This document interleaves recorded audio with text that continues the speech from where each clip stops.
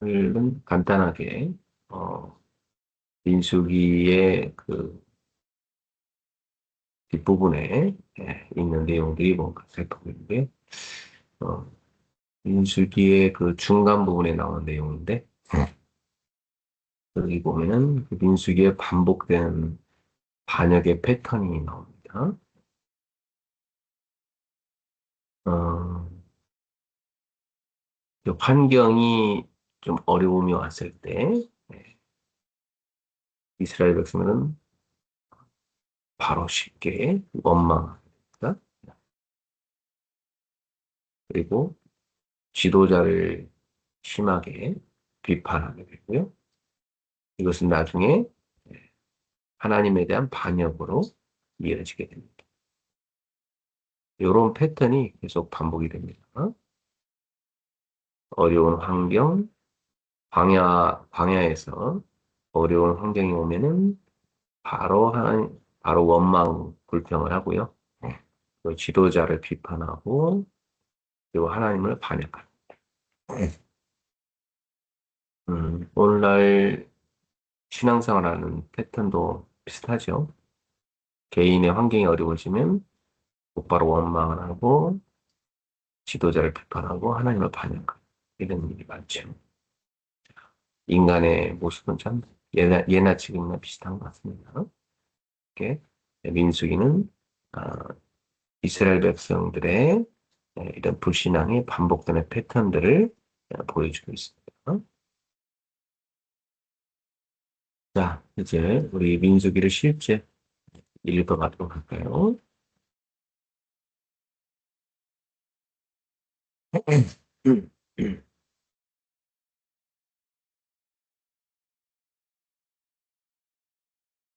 오늘은 민수기 7장 뒷부분을 읽어볼까요? 48절부터 마지막 절까지입니다. 7장 내용이 워낙 길어가지고요.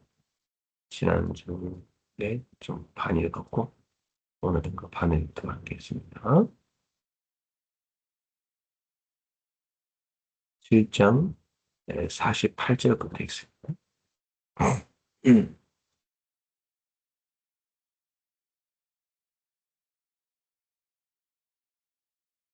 같은 비슷한 내용이 반복되긴 하지만 그만큼 자세하게 기록한 것으로 보고 있습니다. 일곱째 날에는 에브라임 자손의 지휘관 암미우스의 아들 엘리사마가 헌물을 드렸으니 그의 헌물도 성소의 세겔로 130세겔 무게의 은쟁반 하나와 70세겔 무게의 은발이 하나라.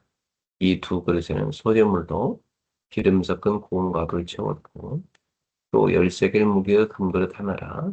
이것에는 향을 채웠고 또 번제물로 수송아지 한 마리와 순양 한 마리와 1년 된 에, 어린 순양 한 마리, 속죄제물로 숫염소 한 마리며 화목제물로 소 두 마리와 순양 다섯 마리와 숫염소 다섯 마리와 1년 된 어린 순양 다섯 마리라. 이는 암미우스의 아들 엘리사마의 헌물이었더라. 여덟째 날에는 므낫세 자손의 지휘관 부다술의 아들 가말리엘이 헌물을 드렸으니 그 헌물도 성소의 세겔로 130세겔 무게의 은쟁반 하나와 70세겔 무게의 은발이 하나. 이 두 그릇에는 소재물로 기름 섞은 고운 가루를 채웠고 또 10세겔 무게의 금그릇 하나라. 이것에는 향을 채웠고 또 번제물로 수송아지 한 마리와 순양 한 마리와 1년 된 어린 순양 한 마리이며 속죄제물로 수점수 한 마리이며 화목제물로 소 두 마리와 순양 다섯 마리와 숫염소 다섯 마리와 1년 된 어린 순양 다섯 마리라. 이는 부다술의 아들 가말리엘의 건물이었더라.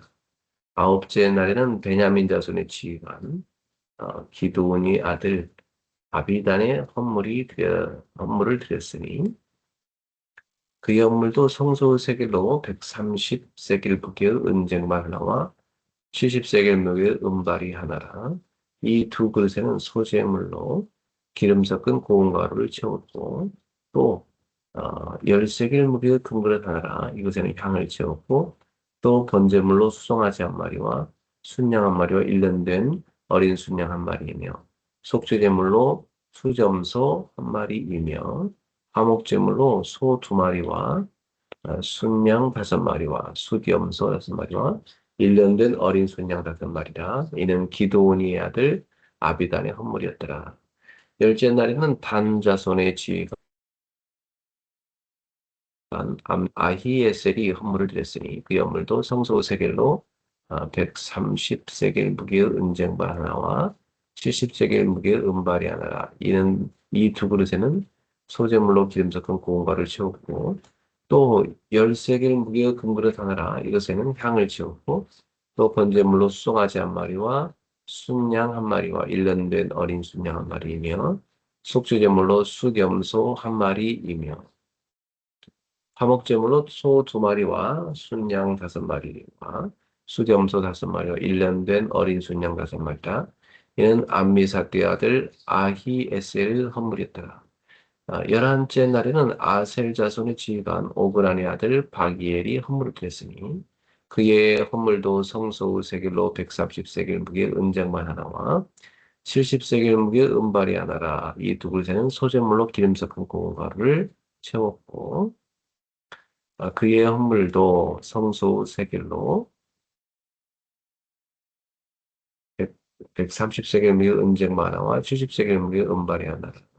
이 두 그릇에는 소재물로 기름 섞은 고운 가루를 채웠고 또 13개의 무게의 금그릇 하나라. 이것에는 향을 채웠고 또 번제물로 수송아지 한 마리와 순양 한 마리와 일년된 어린 순양 한 마리이며 속죄제물로 수염소 한 마리이며 화목제물로 소 두 마리와 순양 다섯 마리와 수염소 다섯 마리와 일년된 어린 순양 다섯 마리라.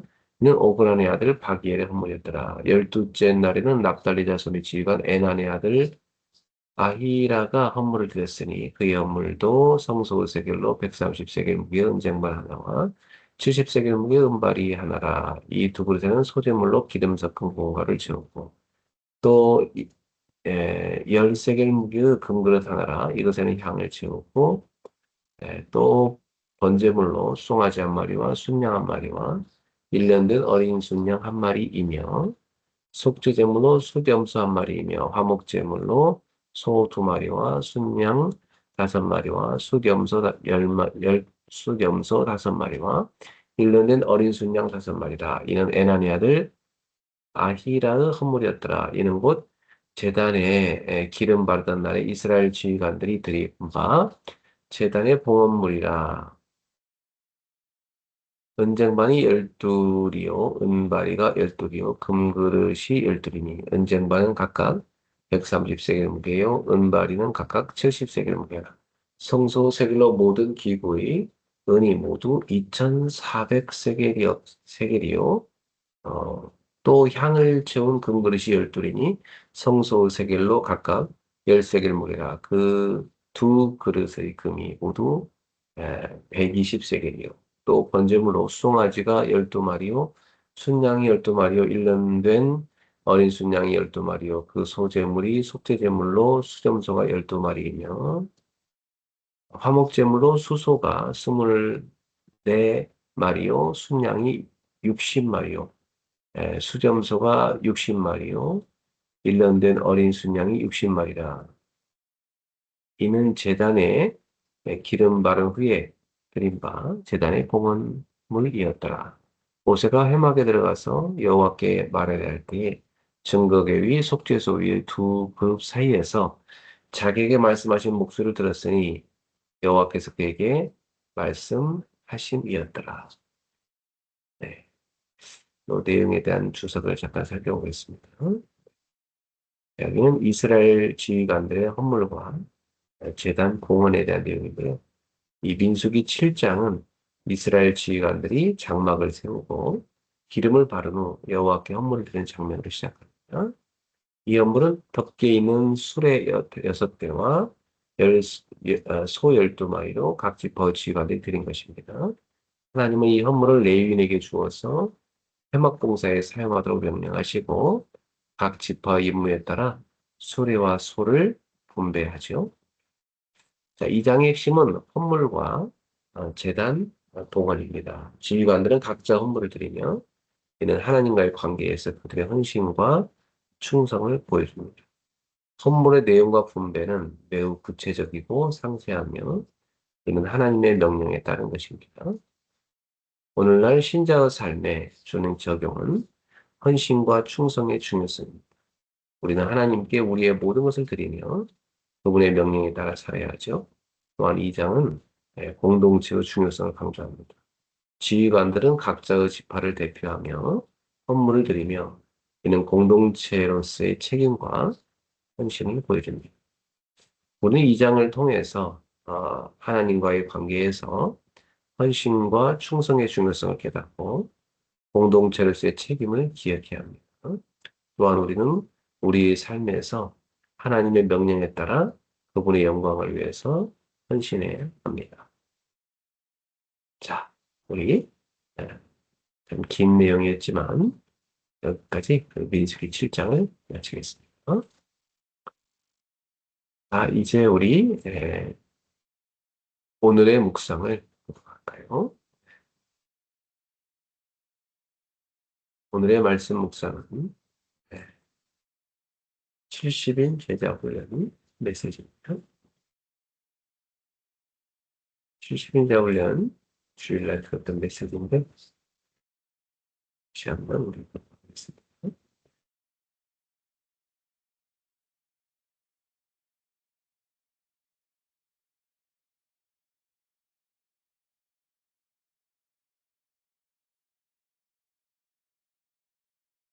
자,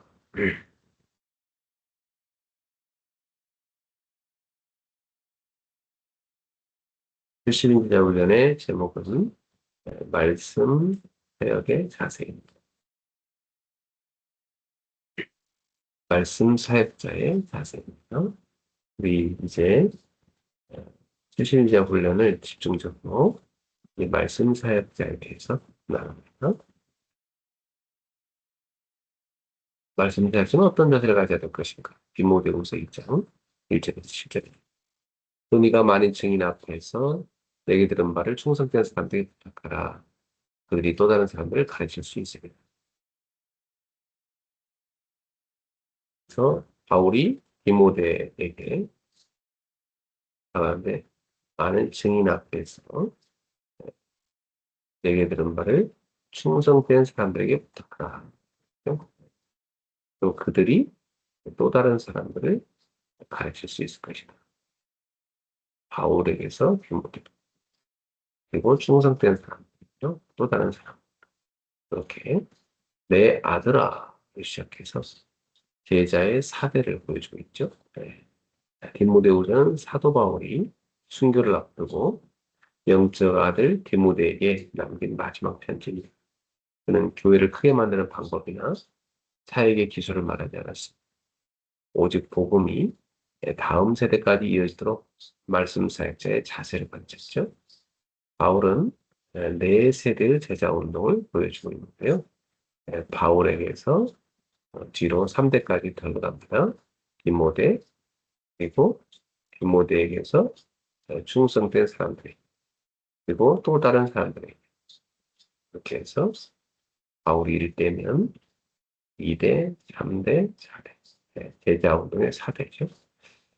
이렇게 말씀이 계속 전달돼야 한다는 것을 보여주고 있는데요. 하나님은 언제나 말씀을 맡은 사람들을 통해서 시대를 살리셨어요. 오늘 우리도 이 언약을 붙드는 말씀 사역자가 되어야 됩니다. 본론으로 가서 첫 번째, 그리스도 예수 안에서 강한 사람이 되어야 됩니다. 바울은 먼저 그리스도 예수 안에는 은혜 가운데서 강하라 이렇게 권면했어요. 말씀 사역자의 힘은 자신의 능력이나 경험에서 나오는 것이 아니죠. 오직 그리스도의 은혜에서 힘을 얻는 것입니다. 예수님께서는 나를 떠나서 너희가 아무것도 할 수 없습니다. 요한복음 19장 5절에 말씀하셨습니다. 그러므로 우리는 언제나 십자가의 은혜를 붙들어야 됩니다. 또한 말씀과 기도 그리고 성령 충만을 통해서 영적인 힘을 얻어야 됩니다. 자, 사역에는 오해와 어려움이 있지만 은혜 가운데 있는 사람은 환경보다도 하나님의 약속을 바라보며 흔들리지 않습니다. 자, 두 번째, 말씀을 다음 세대에 전달하는 사람이 되어야 됩니다. 바울은 자신이 디모데에게 전한 말씀을 다시 충성된 사람들에게 맡기라고 말하죠. 그리고 그들이 또 다른 사람들을 가르칠 수 있어야 한다고 했습니다. 하나님께서는 우리의 재능보다 충성을 보시는데요. 말씀을 배우는 것으로 끝나지 말고 다른 사람에게 전할 수 있는 제자가 되어야 됩니다. 교회의 목표는 일회성 행사가 아니고 평생 이어지는 제자 훈련이죠. 가정과 교회와 현장마다 말씀이 계속 이어질 때 하나님 나라가 확장됩니다. 세 가지 비유를 마음에 새겨야 되겠어요. 바울은 말씀 사역자의 자세를 세 가지 비유로 설명합니다. 첫째, 좋은 병사처럼 살아야 합니다. 병사는 자신의 뜻보다 모집한 자를 기쁘시게 해야 되죠. 또한 자기 생활에 얽매이는 자가 아닙니다. 어떤 상황에도 핑계 없이 병사의 책임을 다해야 합니다. 둘째, 경기하는 선수처럼 살아야 됩니다. 선수는 규칙을 따라 경기하듯이 사역도 하나님의 방법대로 해야 합니다. 결과보다 하나님 앞에서 정직한 과정이 중요하죠. 우리는 말씀을 따라 사역해야 합니다. 세 번째, 수고하는 농부처럼 살아야 돼요.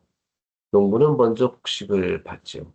우리는 먼저 응답받고 증인으로 서야 됩니다. 그리고 농부는 씨를 뿌린 후 인내하며 기다리죠. 말씀도 마찬가지입니다. 말씀을 심고 기도하며 기다릴 때 하나님께서 가장 좋은 때에 열매를 맺게 하시죠. 결론입니다. 말씀 사역자는 화려한 사람이 아니라 충성된 사람이죠. 하나님께서는 능력이 뛰어난 사람보다 말씀을 붙드는 사람을 사용하십니다. 오늘 말씀을 통해서 세 가지를 결단합시다. 첫째, 그리스도의 은혜 안에서 영적인 힘을 얻는 사람이 됩시다. 둘째, 말씀을 다음 세대에게 전달하는 제자가 됩시다. 셋째, 좋은 군사와 경계하는 선수, 수고하는 농부의 자세로 끝까지 사명을 감당합시다.